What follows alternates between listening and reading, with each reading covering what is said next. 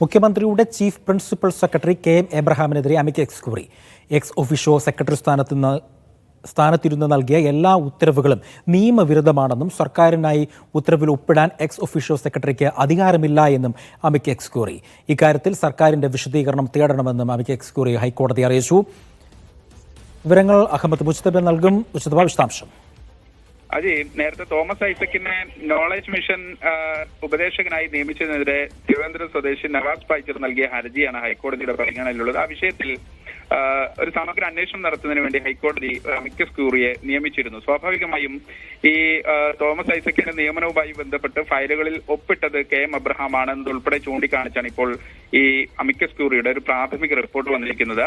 KM എബ്രഹാമിനെതിരെ amicus curiae ചൂണ്ടിക്കാണിക്കുന്നത് ഡിസ്കിലെ X officio secretary സ്ഥാനത്തേക്കുള്ള നിയമനം നിയമവിരുദ്ധമാണ്. അതോടൊപ്പം തന്നെ എക്സ് ഒഫീഷ്യോ സെക്രട്ടറി സ്ഥാനത്തിരുന്ന് നൽകിയ എല്ലാ ഉത്തരവുകളും നിയമവിരുദ്ധമാണ്. സർക്കാരിനായി ഉത്തരവിൽ ഒപ്പിടാൻ എക്സ് ഒഫീഷ്യോ സെക്രട്ടറിക്ക് അധികാരമില്ല. കാര്യം ഒരു IAS കേഡർ ഉദ്യോഗസ്ഥനാണ് അങ്ങനെ എക്സ് ഒഫീഷ്യോ സെക്രട്ടറി സ്ഥാനം വഹിക്കേണ്ടത്.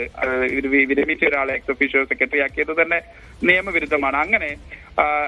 അങ്ങനെ ഇല്ലാത്ത ഒരു സ്ഥാനത്തേക്കാണ് KM എബ്രഹാമിന്റെ നിയമനം. ഒപ്പം തന്നെ സർക്കാരിന്റെ കൂടി വിശദീകരണം വേണം. അങ്ങനെ ഇല്ലാത്ത ഒരു പൊസിഷനിൽ ഒരാളെ നിയമിക്കുകയും അതിനുശേഷം പിന്നീട് ആ സ്ഥാനത്തിരുന്ന് തനിക്ക് അവകാശപ്പെടാൻ അല്ലെങ്കിൽ അധികാരമില്ലാത്ത പല ഉത്തരവുകളിലും ഒപ്പിടുകയും ചെയ്തു എന്നതുൾപ്പെടെ ഈ തോമസ് ഐസക്കിന്റെ നിയമനത്തിൽ ഉൾപ്പെടെ അങ്ങനെ അനധികൃതമായി KM എബ്രഹാം ഒപ്പിട്ട് ഉത്തരവിറക്കിയതുൾപ്പെടെയുള്ള അങ്ങനെ ഒരു വകുപ്പ് തന്നെ നിലവിലില്ല എന്നും തോമസ് ഐസക്കിന്റെ നിയമനത്തെ കുറിച്ച് അന്വേഷിക്കാൻ ഹൈക്കോടതി നിയോഗിച്ച അമിക്കസ് ക്യൂറിയുടെ റിപ്പോർട്ടിലുണ്ട്. ആ റിപ്പോർട്ടിലാണ് ഇപ്പോൾ KM എബ്രഹാമിന്റെ നിയമനം തന്നെ അല്ലെങ്കിൽ അദ്ദേഹം ചെയ്ത ഈ ഫയലുകൾ കൈകാര്യം ചെയ്തതും ആ ഫയലുകളിൽ അനധികൃതമായി ഒപ്പിട്ടതും ഉൾപ്പെടെ സർക്കാരിന്റെ ഒരു മുഴുവൻ വിശദീകരണം, ഒരു വിശദമായ സത്യവാങ്മൂലം തേടണമെന്നും അമിക്കസ് ക്യൂറി ഹൈക്കോടതിയിൽ ആവശ്യപ്പെട്ടിരിക്കുന്നത്. അജി, ശരി. അഹമ്മദ് മുജ്തബയാണ് വിവരങ്ങൾ നൽകിയത് കൊച്ചിയിൽ നിന്നും.